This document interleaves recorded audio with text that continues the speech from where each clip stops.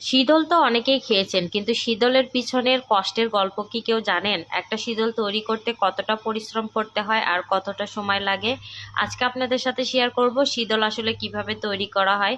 এটা একটা গ্রাম বাংলার জনপ্রিয় খাবার। এই খাবারটি খেতে ভীষণ মজা লাগে। যারা পছন্দ করেন তারাই বলতে পারবেন এটার স্বাদ কেমন। তো এগুলো তৈরি করার জন্য প্রথমে লাগবে হচ্ছে কচু। এগুলো বড় বড় কচু হলে বেশি ভালো হয়। তো আমি বড় সাইজের কিছু কচু কেটে নিয়ে এসেছিলাম, সেগুলোকে সুন্দর করে আঁশ ছাড়িয়ে পাতা, শুধু কচি যেগুলো পাতা সেই পাতাগুলো নিয়েছি, বড় পাতাগুলো একদমই নেইনি। তো সেগুলো গলবে না। আর হচ্ছে এখানে লাগবে শুটকি।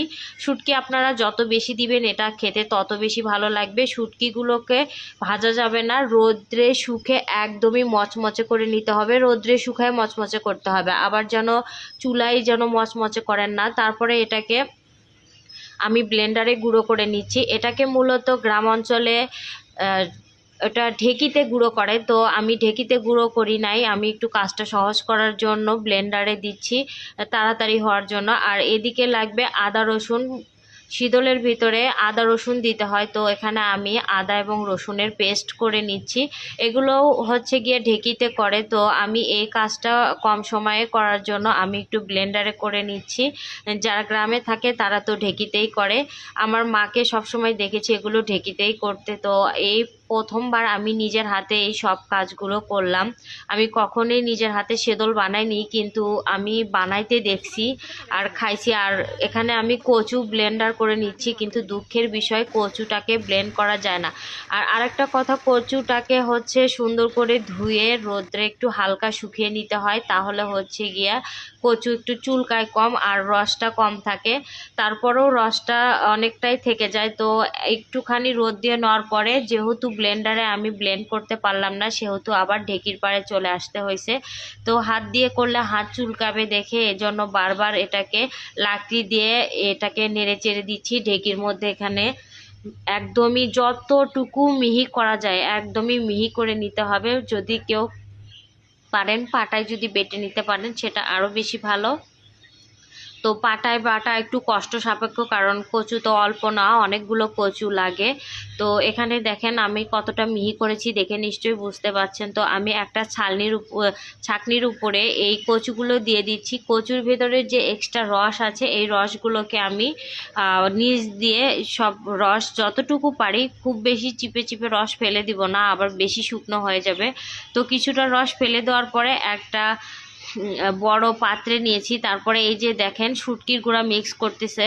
তো এটা আমি করিনি, এই পর্যায়ে কাজটা আমার শাশুড়ি করেছে। তো উনি এটাকে, আমি যেহেতু ভিডিও করতেছিলাম তো উনি এটাকে করে দিচ্ছিল। তো এটাকে শুটকির সাথে সুন্দর করে মিক্স করে নিতে হবে। কচু শুটকি এগুলোকে অবশ্যই ভালোভাবে মিক্স করতে হবে, না হলে কিন্তু এটা খেতে ভালো লাগবে না। দেখেন কি সুন্দর গুঁড়া হয়েছে, একদমই গুঁড়া হয়েছে। কি সেক্ষেত্রে আপনাদের খুব সুন্দর করে রোদ দিতে হবে। রোদ যদি একটু কম হয় তাহলে দেখবেন শুটকি দানা দানা থেকে যাবে। আর এরপরে দেওয়া হচ্ছে আদা রসুনের পেস্ট। তো আদা রসুন পেস্ট দেওয়ার পরে এটাকেও এর সাথে সুন্দর করে মেখে নিতে হবে। যত সুন্দর করে মাখায় নিতে পারবেন তত ভালো হবে। আমি এদিকে আমার শাশুড়িকে চামচ দিলাম যাতে ডলতে তার কষ্ট না হয়, কারণ কচু জিনিস হাত তো চুলকাবেই। তো এগুলো দেখে আমার আর মন মানতেছিল না। তো আমি লাস্টে হচ্ছে গিয়া পলিথিন বেঁধে আমিও নাড়াচাড়া করে দিছিলাম। তো নাড়াচাড়া করার পরে এটাকে হচ্ছে একদিন রোদ্রে শুকানো হয়েছে। রোদ্রে শুকানোর পরে পরের দিন এসে এটাকে যে সেদল যে ও আকারে আমরা হচ্ছে গিয়ে শুকাই সে আকার দেওয়ার জন্য এখানে গোল গোল করে দেওয়া হচ্ছে। আমার আরেকটা ভাবি সম্পর্কে ভাবি হয়, উনি এসে তৈরি করে দিচ্ছিল। তো আমি এটা যেহেতু কখনো করিনি সেহেতু আমি প্রথম প্রথম শিখতেছি দেখে ওনাকে হচ্ছে গিয়া করতে বললাম যে আপনি একটু করে দেন। তো উনি দেখেন সুন্দর করে এটাকে ডলে ডলে ডলে ডলে খুব সুন্দর করে গোল করতেছে। এগুলো আপনারা চাইলে ছোট করতে পারেন, বড় করতে পারেন, তবে যত বড়ই করেন লাস্টে কিন্তু অনেক ছোট হয়ে যায়। শুকাতে শুকাতে এগুলো একদমই ছোট হয়ে যায়। এত বড় যে দেখতেছেন এগুলো এত বড় থাকবে না, ছোট হয়ে যায়। তো এগুলো সবগুলোই এরকম করে বানায় নেওয়া হবে। তো এদিকে হচ্ছে গিয়ে হালকা সরিষার তেল হাতে ভরায় নিয়ে করলে একটু সুবিধা হয়। যদি সরিষার তেল না দেন তাতেও কোনো সমস্যা নাই, যদি বলেন যে ওরকমও করবেন তাও করা যাবে। তো এই মোটামুটি হচ্ছে গিয়ে গিয়ে শীতল এভাবেই তৈরি হয়। তো এটা কাঁচা খেতেও ভালো লাগে, আবার হচ্ছে শুকায় খাইলে সারা বছর খাওয়া যায়।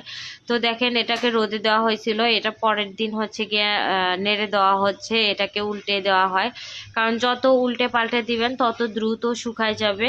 আর এটা খেতে আমার কাছে ভীষণ মজার লাগে, গ্রামের মানুষ এটা খেয়ে থাকে। আর এই দেখেন শুকানোর পরের অবস্থা, দেখেন শুকানোর পর ঠিক এরকম হয়ে গেছে। তো অনেক সুন্দর হয়েছে আলহামদুলিল্লাহ। এখনো খাওয়া হয়নি, খেয়ে দেখার পরে বলবো এর টেস্টটা কেমন হয়েছে। সবাই ভালো থাকবেন, আল্লাহ হাফেজ।